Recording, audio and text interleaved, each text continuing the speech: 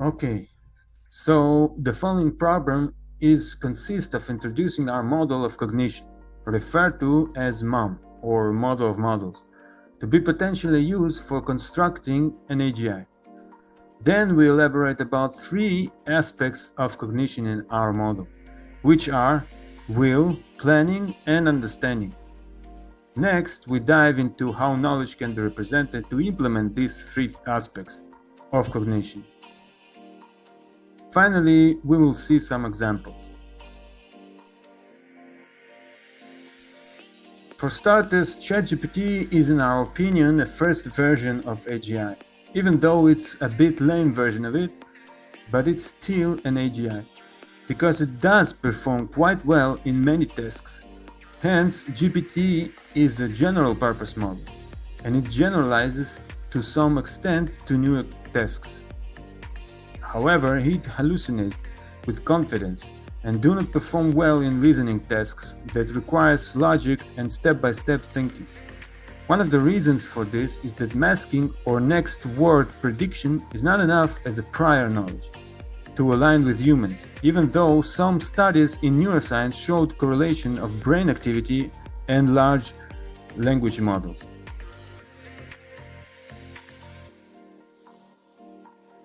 Also, GPT has no world model. It's simply mimicking text or images like Midjourney. In our opinion, this pair should integrate different brains' cognitive capabilities or functions. Therefore, we propose a neurosymbolic hybrid cognitive model, where the ideal and mature state of the AI is mainly symbolic, while the evolution process required to reach this state is accomplished via deep learning. This presentation is about this ideal final state of cognition, or the goal state of an adult artificial intelligence. Our basic assumption and principle is that cognition is about operating on accumulated knowledge with the guidance of an appropriate will. The purpose of this presentation is to convince you it is a good enough assumption to build an AGI prototype.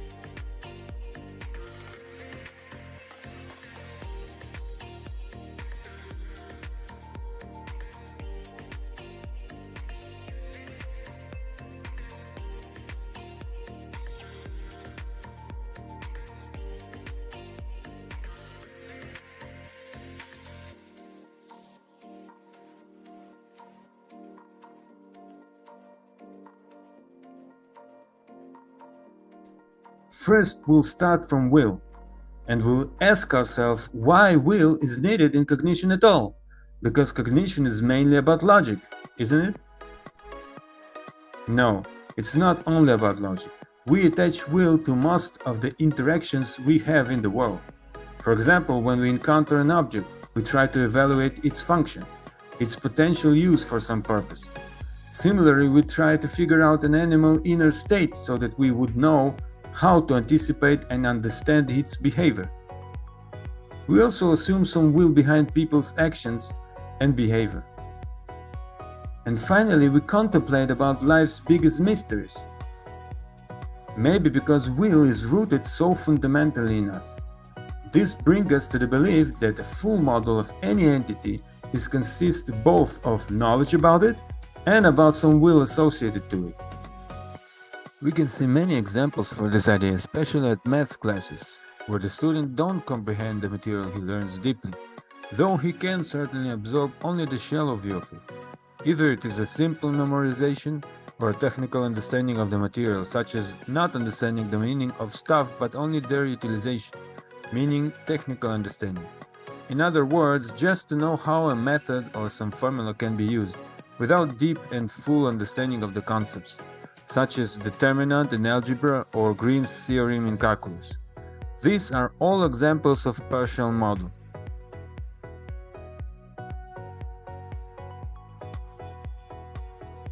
Next aspect of cognition is planning.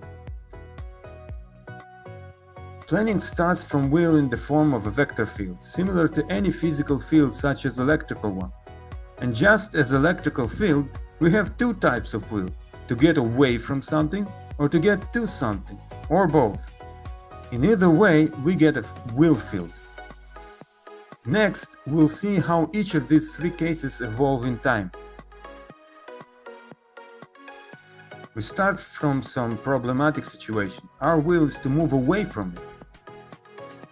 At first, any place outside the problem state is preferred. But as we refine our will, or figure out more precisely where we want to be, then our goal states shrink to become more specific, and a purpose appears. Next, we'll see the opposite case, where the will is growing from the final state or states, searching the best state to start the full solution from.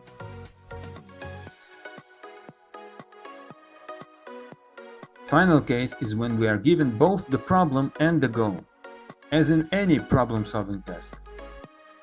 Now, after the will was refined or defined, how we implement it? We're doing it by adding the knowledge to fit it accordingly. Supposing we have the two realms, the will realm and the knowledge realm. Our goal is to align them.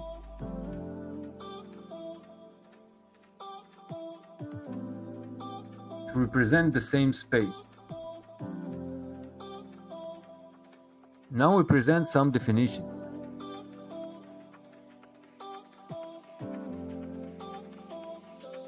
As the will realm is composed of vectors and knowledge realm is composed of states,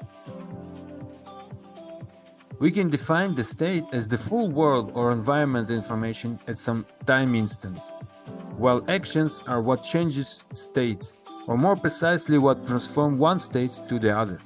This is a typical definition in many science fields such as in classic AI, reinforcement learning and control theory. Eventually, will, like action, are both vectors in state space, only we assume that usually will is affecting the preference of which action to be selected to change the current state. Note that the states are discrete while actions can be either continuous or discrete also, and the will is acting like a filter to reduce the amount or the range of possible actions we should apply to change the current state. This allows a more efficient and faster problem solving, since the solution space is reduced significantly. Also note that the state represents only the relevant elements of knowledge, and not everything there is in the world, since we have a limited working memory. Using this alignment, we want to move from the specified will to an actual plan within our knowledge models. After the will was established due to alignment, we can transfer to the knowledge model space. Then a planning can be initiated involving the available models. The first, most intuitive solution that pops up is almost the shortest path from problem to goal. However, it is not considering constraints of the problem and of logic. Hence, for the real solution, we try different paths, either close to the intuitive solution or far from it.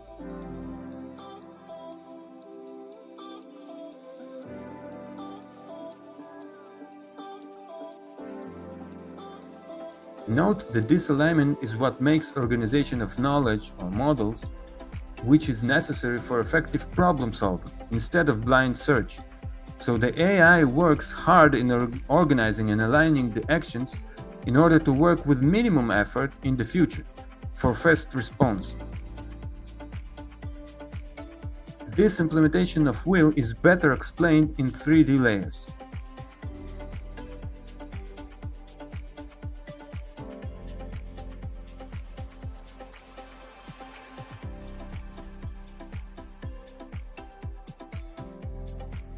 We can see three layers, where the top one is will field, then the middle one is a layer of knowledge models, while the bottom one represents the actual details or realization of the proposed solution by the models. The selection of models for solution is made by attention mechanism. For example, we see concentrated attention on a single model, but usually the attention can split. We can view will from above like a bird view. where we can look at it like coarse-to-fine hierarchy. The highest level is Veggie, with coarse composite models where nothing is seen clearly above the ground, and as you descend the levels, you see more details.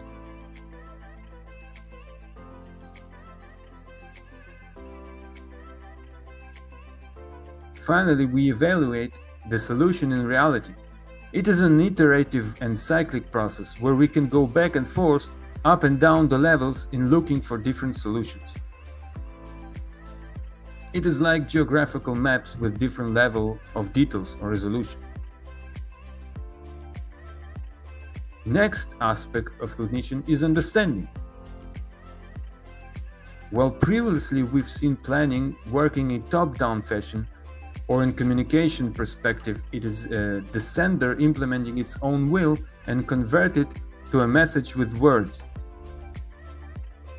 In understanding, on the other hand, it is a bottom-up process, or in communication, it is the receiver trying to retrieve the sender's original intention or will to comprehend the message authentically as possible. While we have seen so far only the macro view of cognition, the next step is to discuss how the knowledge models are actually represented. We represent each object or class along with its features and actions, or in the equivalent graph view on the right. Remember that all these elements are also classes themselves. We propose also to include a measure of relevance to prioritize differently the elements that belong to the class, to enable more efficient cognitive operations. As we'll see later, it is very important. After the definitions of knowledge basic elements, we can represent a state as group of objects, and actions as those that operate on one or more objects in the state. The actions are learned, and the will is specified usually in the first states. As we showed previously, the will and the knowledge models are aligned, so that the will would be guiding the states to select the most relevant actions. Also, since we use forms, we can aggregate several objects or actions by abstraction or grouping. Next, we see how to utilize the knowledge representation for inference, mainly to fill missing information or common sense knowledge. Given a knowledge map, suppose we perceive an input, which triggers some object in the map. Then an inference process starts to characterize this object by propagating and activating relevant features, either via one step or more.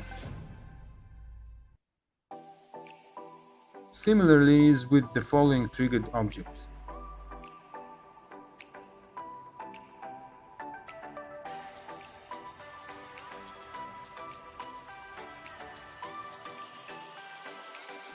But the inference scanning is not blind.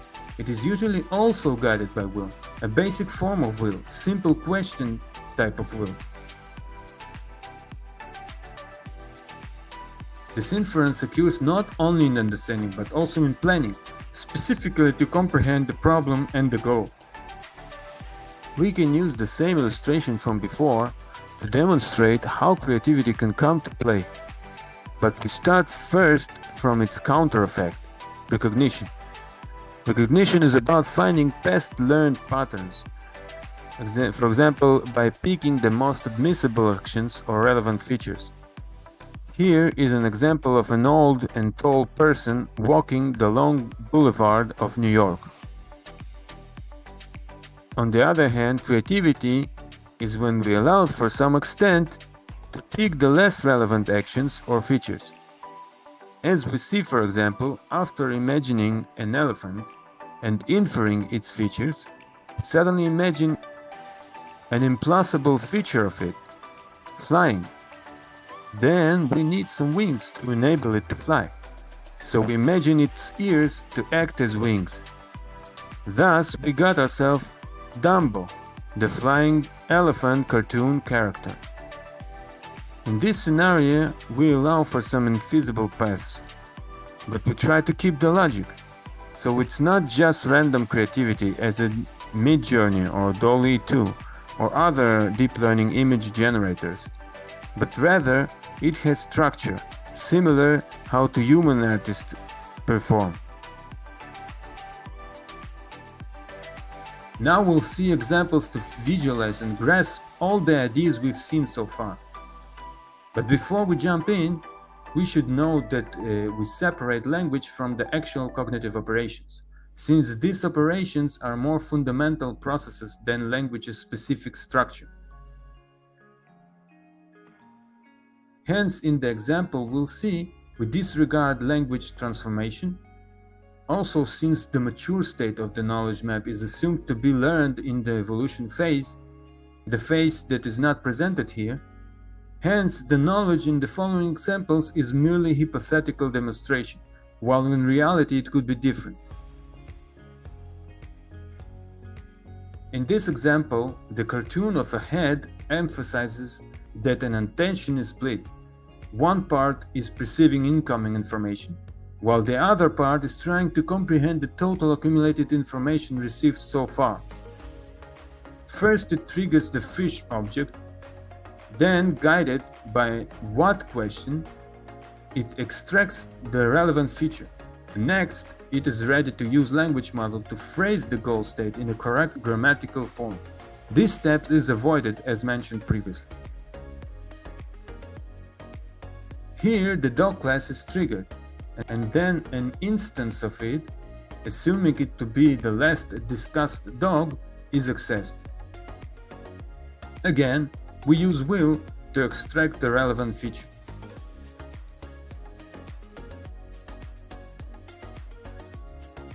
Next example is viewed by dynamic representation. As an alternative to a state-by-state static representation we've seen previously.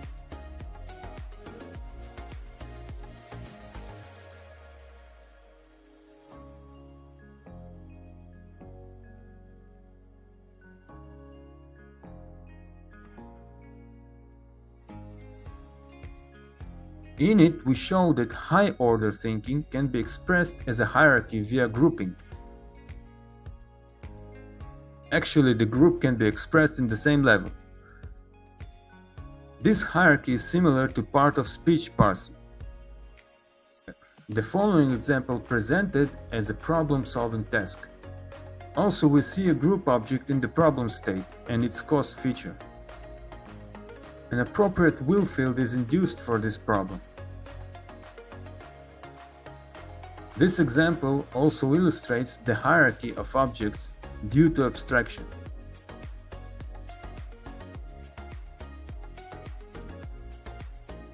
This is a short visualization of one proposed solution, displaying only the main elements in each intermediate state. In this example, we derive the states from a story string. Between the inputs, we can see the inference progress. We can also produce past states if it is derived from the story. Another inference.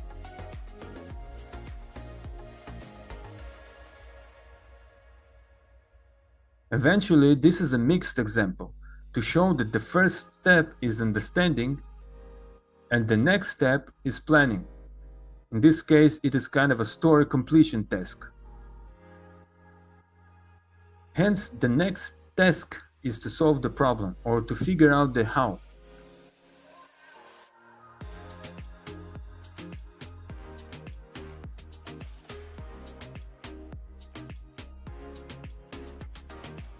We do it by decomposing will or actions to reach as most detailed solution as possible, as we have seen in the implementation of the will slides.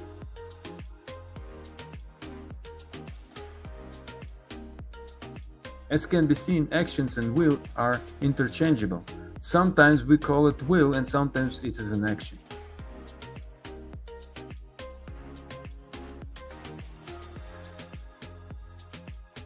As mentioned previously, planning is a top-down process. Alternatively, we can view the solution as a story to be understood by some other listener.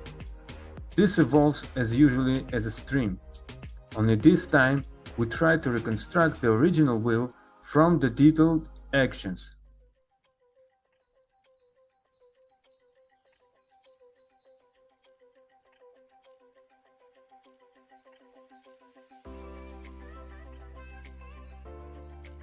Hence, it is a bottom-up understanding process. Also note that at each state generation, there is also local inference processes, which can be regarded as internal will, as opposed to the external will, which we try to reconstruct from the story. These two types of will can be categorized as micro and macro. From the previous examples, we can conclude that every change, either in features or due to actions, are always guided by will, or as frequently as possible.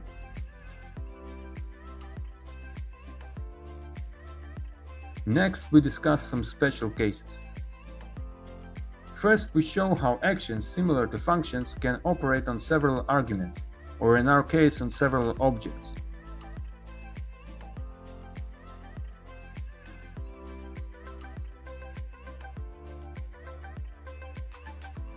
Secondly, we can represent processes throughout several states.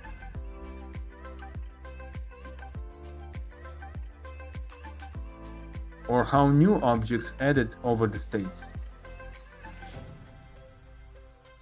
Or objects that are removed due to the pass of time or forgetfulness. And again, we can see actions that are applied on several objects.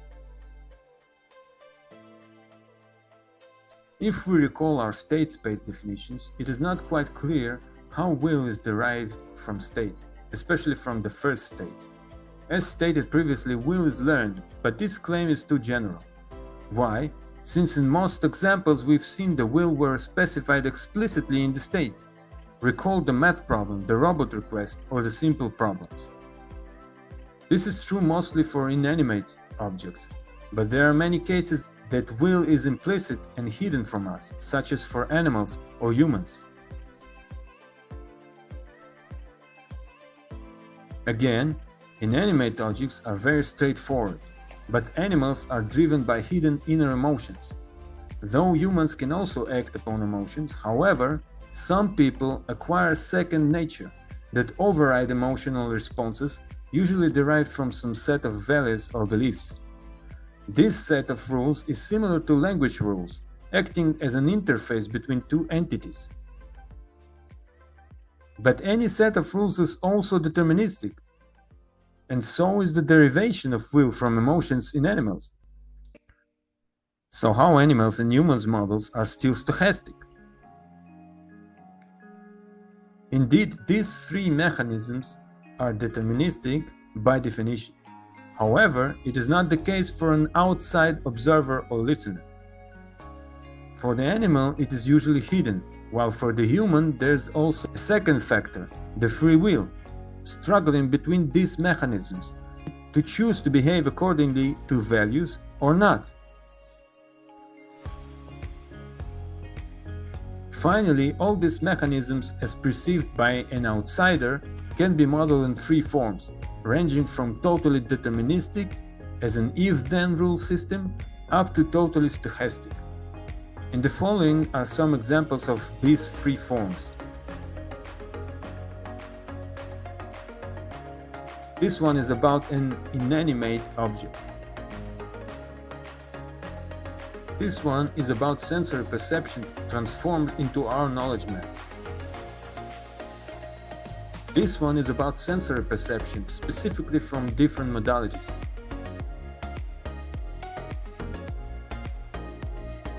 This one illustrates humans' different options to act or react. This one presents a psychological experiment that tried to teach a dog to associate a hearing ring from a bell to being food served.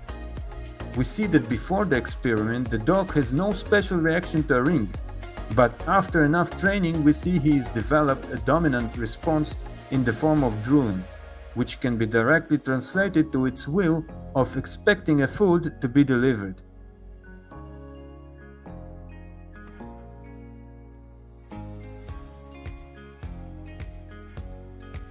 So what do we actually propose here? In essence, what is presented in this presentation is a cognitive model, or a model describing how thinking works. In this model, we describe how different thinking processes occur, including learning and knowledge representation. Even if it's not how the brain works, it still can be utilized to build an AI agent, like other virtual assistants, ChatGPT or Elise, Alexa, Siri, and others. Okay, and what exists so far? From the early days of AI, there are expert systems which are based on classic AI. This is mainly based on logic. Nowadays, there are large language models that are based on machine learning, or more specifically on deep learning. Each of them has advantages and disadvantages. In one relevant aspect to us, they are different: the perception of will and intention throughout communication.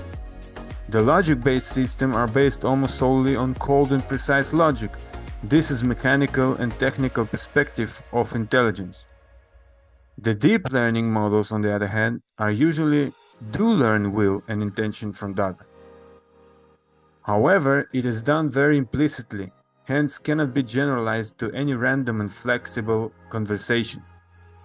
It makes these both approaches lack of common sense and especially of full understanding and comprehension of the situation and of the request from the human user in both directions, both in understanding humans' intent and in replying in human-like logical way. And what is the novelty here? The new thing compared to existing approaches in AI is that we explicitly learn will in the models. The models that we construct in our mind while interacting throughout our lifetime. From inanimate objects like basket and table, through animals, humans, up to abstract theories. This will becomes essential part of any model, and in order for it to be part of our physical reality and affect things, it is aligned with our knowledge, whether it in a logic-based form or embedded in neural networks.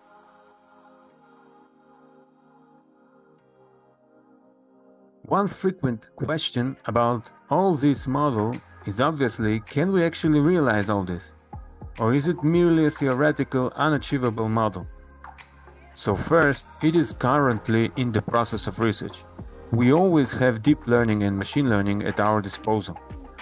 Secondly, even if we discover that the implementation is difficult, it doesn't mean that the model is wrong or that it should be disregarded. All the prior described in it is still valuable, and in our opinion, even essential, to build an AGI that can understand humans and that we can understand it.